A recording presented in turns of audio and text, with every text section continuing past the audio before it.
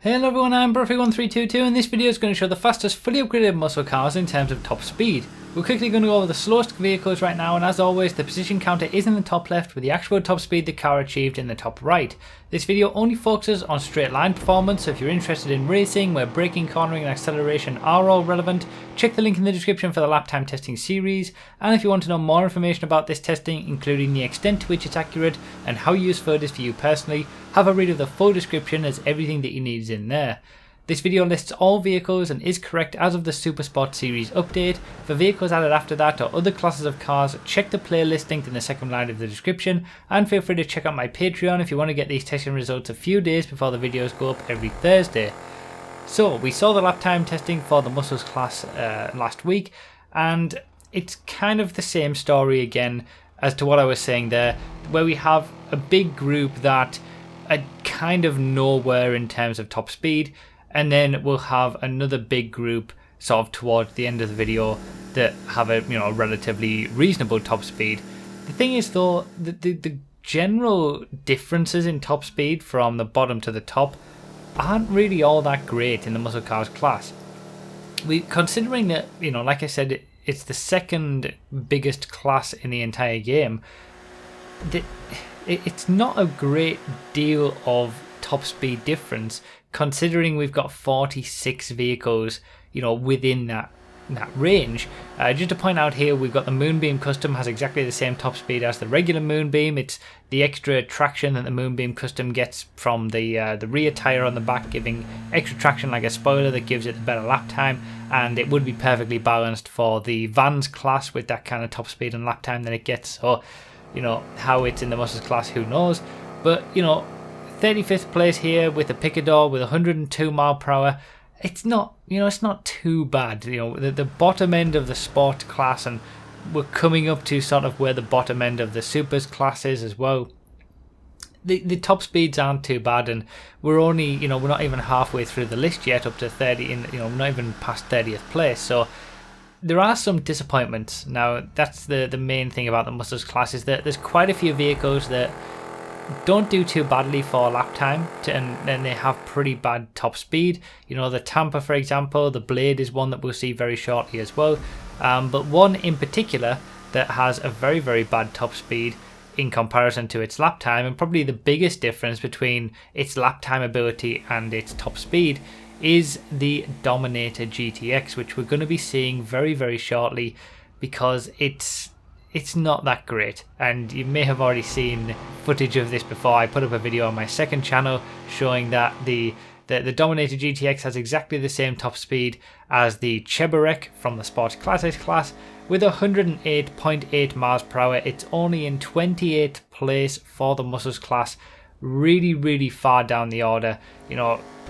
It gets all of its lap time from, as I said in the lap time testing video, its cornering ability, and it has the cornering ability of a sports car, and that's why it gets the lap time that it does. But as soon as you get to any kind of straight, it just gets immediately left behind, especially when we get towards the top end of the class in terms of top speed. And you'll see that the big three in terms of lap time as well are much, much quicker than it. And really, there's so many vehicles that we're seeing. Look at all these vehicles. We're not even into the top 20 yet, and all of them have better top speeds than the brand new, newfangled, very expensive Dominator GTX, which has a terrible top speed alongside sort of the Ellie, the Tampa, the Nightshade. Really, there's a big group there that are all very, very disappointing for top speeds in comparison to their performance, or what their performance could be if they were just given a little bit of a higher top speed.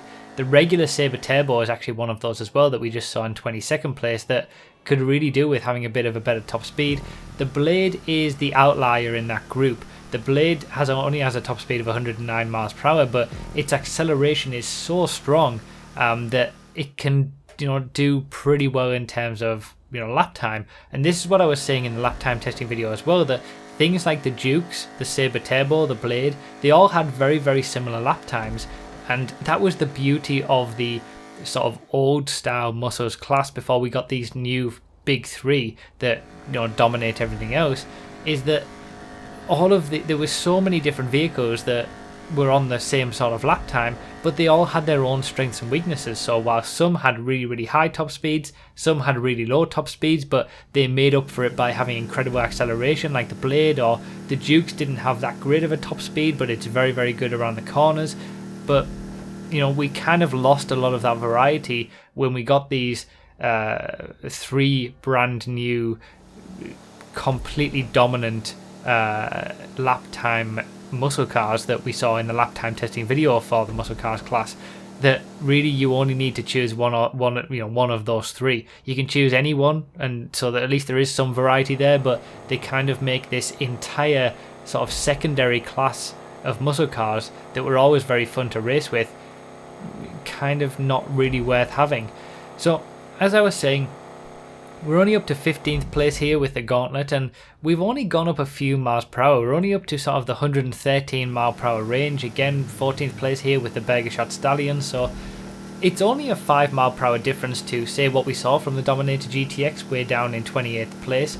And that's what I was saying, that especially in this mid-pack, it's very similar to the sports class in that respect, where there's kind of a concertina effect happening towards the middle of the pack, and then when we get to the top end of the class and the later parts of the video, we will see bigger increases in top speed because they're just much better. But in this middle pack, we have quite a few vehicles that are all very close in terms of top speed, and then on the outskirts of this sort of middle pack, not that much of a difference, you know, higher or lower between that.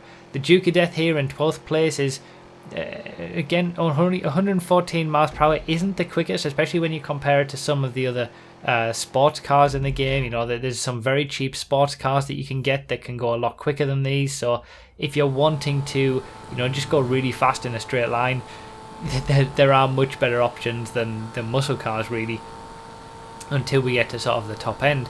But a lot of the vehicles that we saw here just before the top 10 also shed exactly the same top speed of 114.3.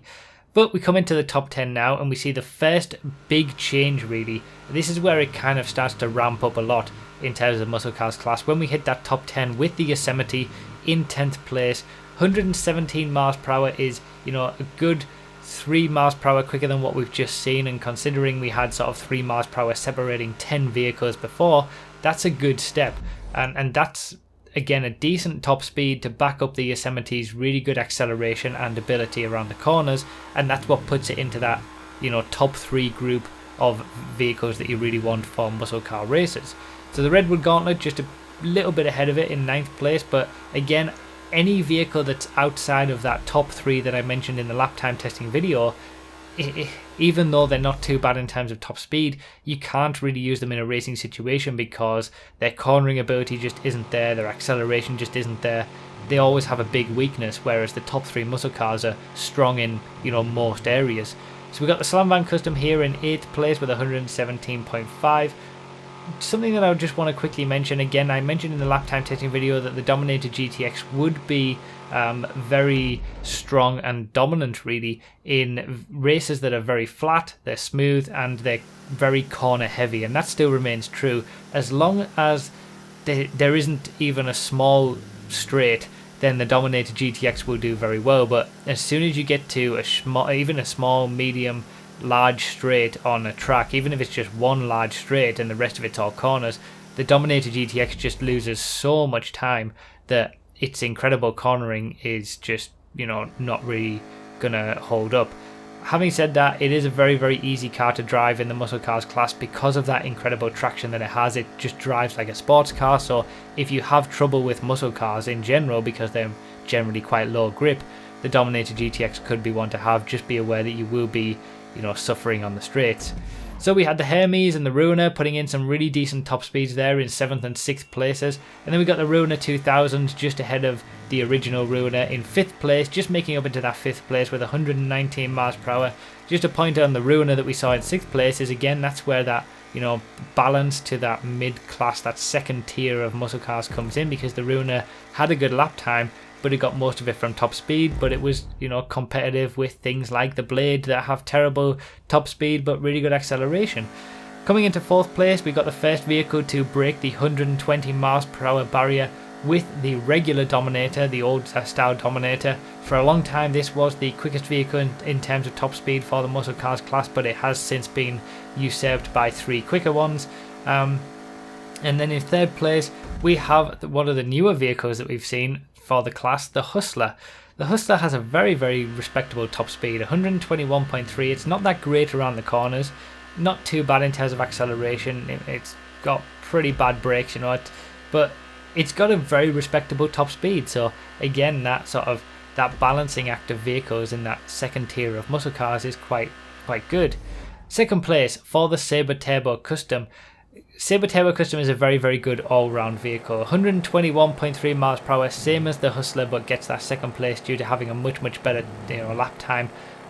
Again, one of those vehicles that's part of that top 3 group in terms of lap time. One of the ones that you can choose from those 3. And yeah, good top speed to back it up. But ultimately the number 1 is the Pisswasser Dominator with an incredible top speed of 124.5 miles per hour. At this point, feel free to subscribe if you haven't already for new testing videos every Thursday and update videos when new cars are released, and check out other classes in the playlist. But yeah, the Pisswasser Dominator is just, ridiculous. It's got an incredible top speed, and this is its strength. As I was talking about in the lap time testing video, this is its strength in that sort of group of 3, and this is why it's so dominant across all of the other vehicles outside of that top 3 group, because 124.5 miles per hour is even, a good 3 miles per hour quicker than second place. So it is incredibly dominant, and it's just kind of a bit of a sad story when we're seeing this comparison here between the Dominator and the Dominator GTX. Obviously I was going to put this comparison in, but it just goes to show really how slow the Dominator GTX is. It's just getting left behind on this straight. Just such a huge difference in terms of top speed, and this is what you're up against if you're in a Dominator GTX against somebody who can drive a Pisswasser Dominator very well, or even a Sabre Turbo Custom or a Yosemite. As long as you can handle one of those top 3 cars, that's what you want to have, because any amount of straight and you will be suffering in the Dominator GTX. But if you find muscle cars somewhat difficult to handle, then the Dominator GTX will probably be a good option for you. Apart from that, that's pretty much it for this video. Remember to read the description for more info, comment with your thoughts, like the video if you enjoyed it, found it helpful, subscribe for more, and consider supporting on Patreon. Thank you all so much for watching. I really do appreciate it, and I'll see you next time.